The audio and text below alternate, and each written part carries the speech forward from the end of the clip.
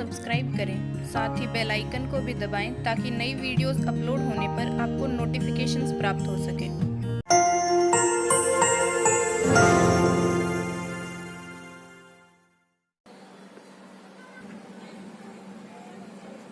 आज इस वीडियो में पढ़ेंगे निश्चित समाकलनों के गुणधर्म। देखो, जो पहला गुणधर्म है वो ये होगा समाकलन a से b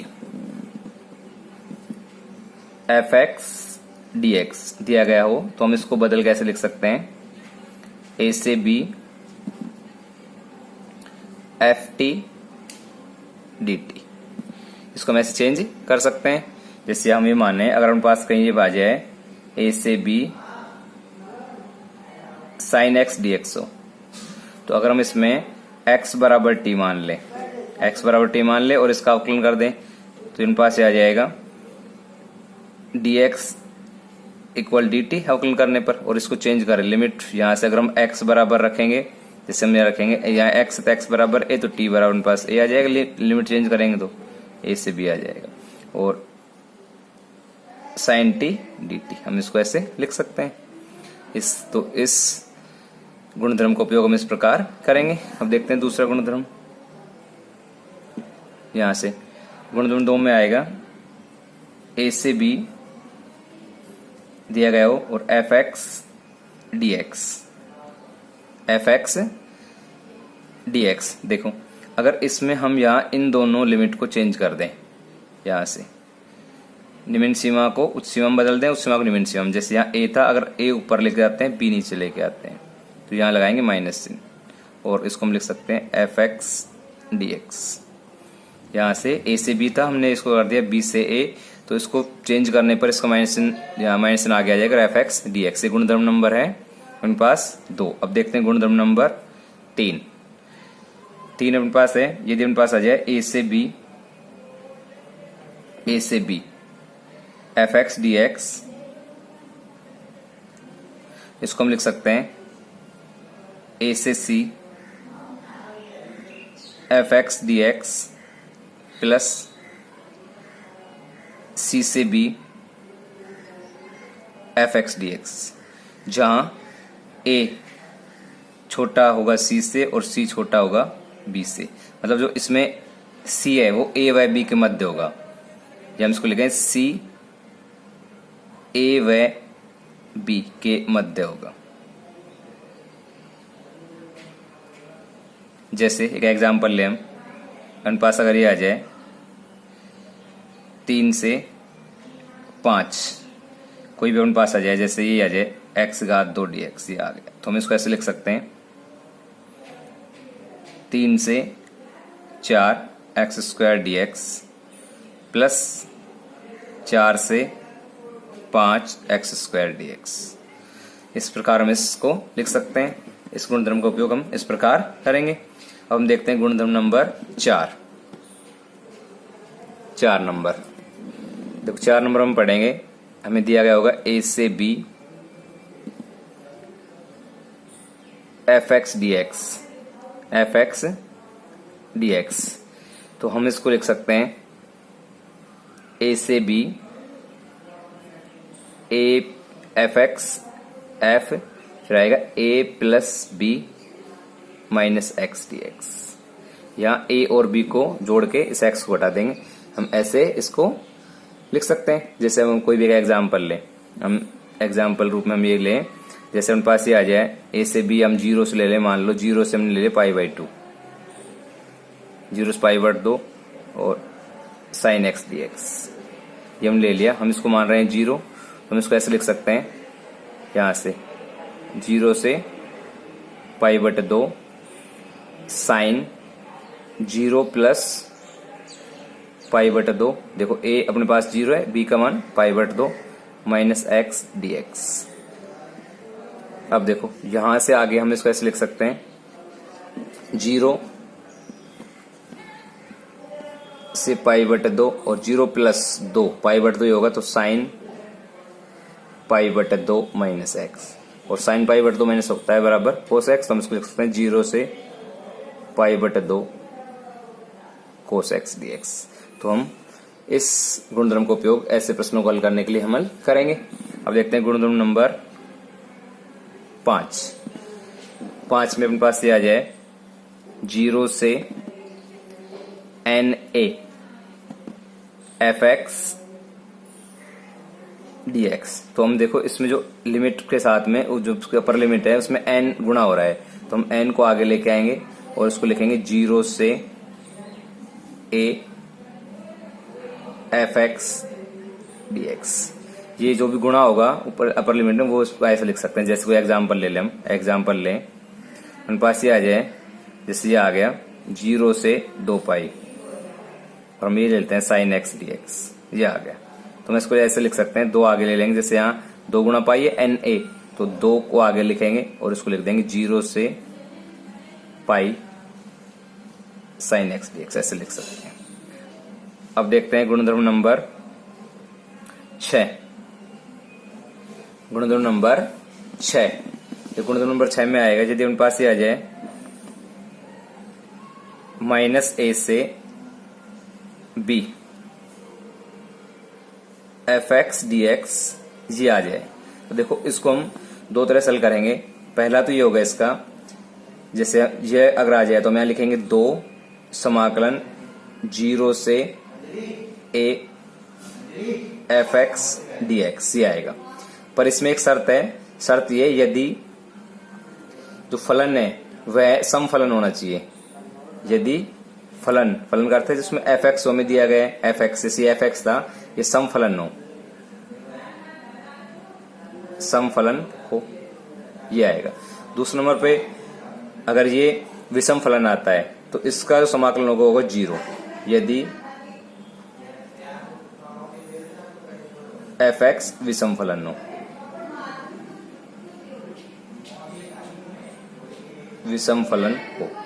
ये आएगा। अब ये सम और विषम फलन क्या होते हैं ये देख लेते हैं। सम फलन क्या होता है। देखो सम फलन है यदि f माइनस एक्स बराबर fx आ जाए, -x रखने पर इसको हल करने प्लस ऐसे, जैसे हम ये एक उदाहरण लें, एग्जाम्पल लें, यदि हम ले लें हमारे पास दिया गया fx बराबर x², ये प्रश्न आ जाए कोई भी। अगर अब हम यहाँ देखो f बराबर -x लेते हैं तब भी इसका मान -x का वर्ग करना पड़ेगा और अपने पास हो जाएगा x²। यहाँ से तो ये जो फलन है ये सम फलन है। यहाँ अगर x बराबर आप 1 रखते हो, x बराबर अगर -1 भी रखें तो इसका वर्ग करने पर 1 ही आ जाएगा। तो ऐसे फलन कहलाते हैं सम फलन। तो ये कहलाएगा सम फलन। जैसे एक उदाहरण और देखें, हमारे पास ये आ जाए fx बराबर हम ले लें इसमें cos x ले लिया। अब देखो इसको हम लिख सकते हैं f माइनस एक्स बराबर cos माइनस एक्स, और cos x इसका हल होगा cos x। तो cos x भी उनके पास है समफलन। तो ये तो हो गया उनके पास समफलन, ये हो गया समफलन के उदाहरण। अब देखते हैं विषम फलन। विषम फलन होगा जैसे ये आ जाए f माइनस एक्स रखने पर अपने पास -fx आ जाए। जैसे एग्जाम्पल ले हम ये ले लें fx बराबर हम ले लिया x। तो अगर हम यहाँ इसमें fx बराबर रखेंगे, अगर हम माइनस का x रखेंगे तो -x आ जाएगा। देखो तो अब इसमें ये -x रख रहे हैं तो x बराबर किसके, fx के, तो हम इसको लिख सकते हैं -fx। तो ये जो फलन है ये होगा विषम फलन। जैसे एक उदाहरण और लें, एग्जाम्पल हम ले लें fx बराबर sin x ले लें, sin x। देखो तो उनके पास ये आएगा f माइनस एक्स बराबर sin माइनस एक्स, और इसको हम लिख सकते हैं माइनस sin x। तो ये सम और विषम फलन होते हैं। तो हम देखते हैं गुणधर्म नंबर 7।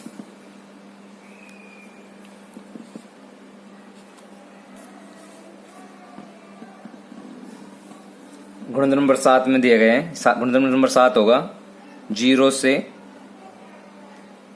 2a fx dx। तो अब जब ऐसे कोई प्रश्न आ जाएगा अपना तो हम इसको ऐसे लिखेंगे, 2 को यहाँ बाहर निकालना है और 0 से a यहाँ लेना है और fx, और इसका हम समाकलन कर लेंगे। पर इसकी शर्त है, ये कंडीशन है, यदि ये इसका उपयोग हम कब कर सकते हैं, यदि fx बराबर f, यदि f 2a माइनस एक्स, यदि f 2a माइनस एक्स बराबर हो fx के, तब हम इस सूत्र का उपयोग करेंगे। दूसरी कंडीशन में अगर यही प्रश्न आ जाए तो हम इसका समाकलन 0 लिख देंगे डायरेक्ट। अब ये कब लिखेंगे, इसकी भी एक शर्त है, यदि f 2a माइनस एक्स बराबर आ जाए माइनस fx। अगर जैसे हम कहें कि ये समफलन आ जाए और ये विषम फलन आ जाए, माइनस विषम होगा, तो अगर ये कंडीशन आ जाती है तब इसमें हम इसका समाकलन कर देंगे डायरेक्ट 0। अब एक पढ़ते हैं x का निष्कासन नियम। तो ये देख लेते हैं x का निष्कासन नियम। 8 नंबर गुणधर्म दे सकते हैं, डायरेक्ट देख लो इसको। इसका 8 ये पढ़ेंगे, यदि f a plus b minus X बराबर fx हो तो इसको हम लिख सकते हैं, अगर पास ये आ जाए, ये होगा अगर f a plus B minus X बराबर fx हो तो इसको हम लिखेंगे यहां से, अगर ये प्रश्न आ जाए a से b x fx dx, तो इस x को हटाना हमें यहां से, इसको x को हटाने के लिए हम इसको ऐसे लिख सकते हैं, a प्लस बी बट्टे 2 a से b fx dx। तो हम इसको इस रूप में लिख सकते हैं। देखो अब हमने इसमें इसके गुणधर्म पढ़ लिए, अब इनका उपयोग हम प्रश्नावली के प्रश्न हल करने में इनका उपयोग करेंगे। तो अब देखते हैं प्रश्नावली के कुछ प्रश्न। इस चैनल को सब्सक्राइब करें, साथ ही बेल आइकन को भी दबाएं ताकि नई वीडियोस अपलोड होने पर आपको नोटिफिकेशंस प्राप्त हो सके।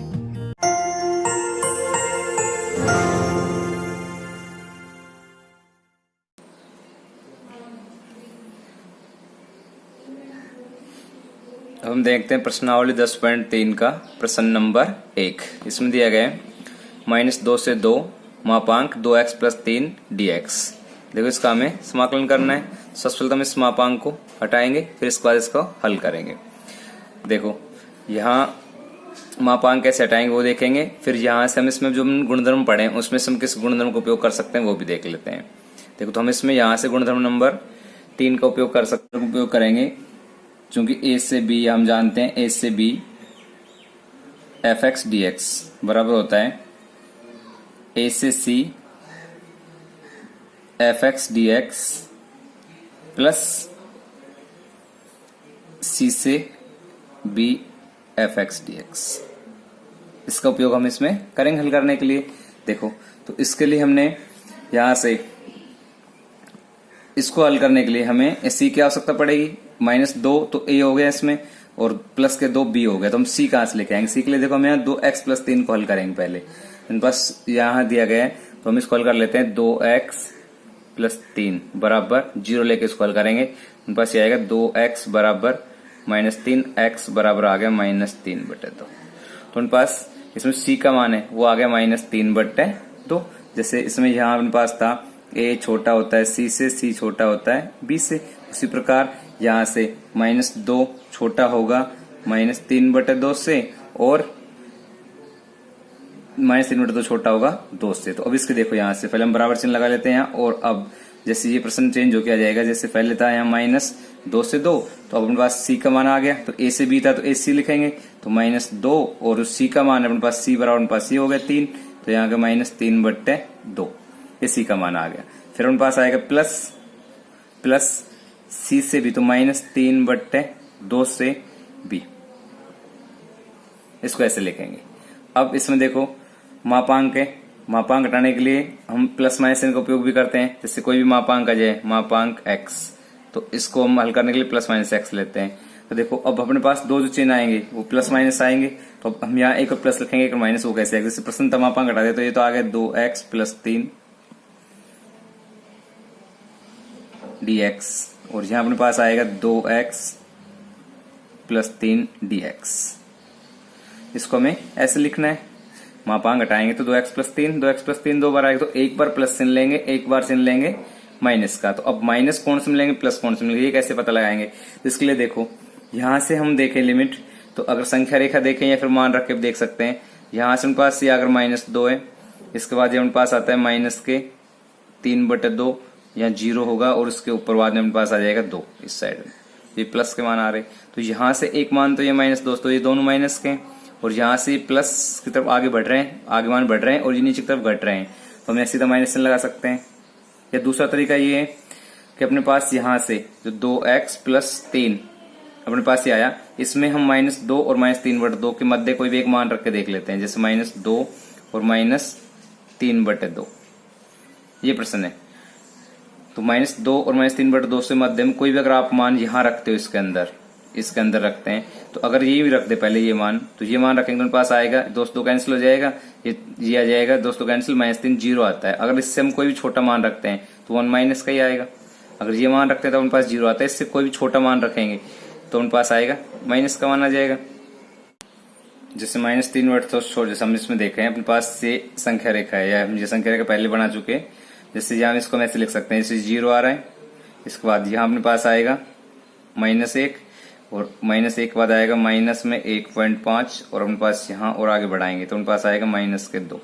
अब देखो हमें यहाँ 3/2 छोटा मान चाहिए, तो -1.5 छोटा, अगर हम यहाँ कोई मान लेंगे कि -1 1.5 इधर बढ़ेंगे तो अपने पास अगर हम यहाँ कोई भी एक मान ले लें, हम इस मान ले लें -1.6, तो ये इस 3/2 छोटा हुआ।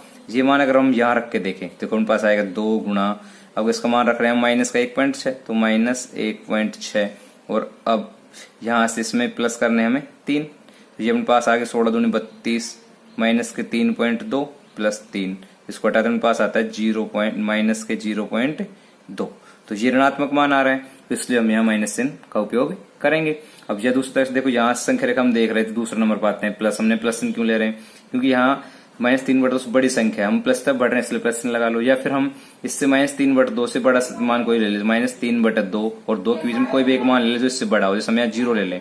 अगर हम यहाँ से इसमें मान 0 रख देते हैं, 2x प्लस 3 में अगर हम यहाँ इसको 0 रखते हैं तो हमारे पास आएगा 2 गुणा 0 प्लस 3, तो ये धनात्मक मान आ रहा है, इसलिए इसमें इसको धनात्मक चिन्ह लेके हल करेंगे। देखो अब ये तो ये हो गया, अब इसका समाकलन कर लेते हैं। तो पहला जो समाकलन होगा, यहाँ से 2x का समाकलन करेंगे तो इसमें x घात n सूत्र का उपयोग करके हम समाकलन करेंगे, तो इसको हम ऐसे लिख सकते हैं, x घात n का हो जाएगा x²/2, उनके पास आ गया 2 गुणा x²/2 और प्लस 3 का हो जाएगा 3x, ये तो ये आ गया अपने पास। और इसकी लिमिट है -2 से -3/2, और ये जो माइनस चिन्ह था ये हम समाकलन से बाहर निकाल लेते हैं, ये तो ये आ गया। फिर प्लस इसका समाकलन करते हैं, देखो इसका समाकलन भी हो जाएगा, यहाँ से 2 स्थिर रहेगा और x करेंगे x²2/2 और प्लस 3x, इसकी जो लिमिट है उन पास दे रखी -3/2 से 2, इसकी लिमिट आ गई। अब देखो इसको हल कर, 2 से 2 कैंसिल हो गए यहाँ से और 2 से 2 कैंसिल हो जाएगा, मान रख लेते हैं तो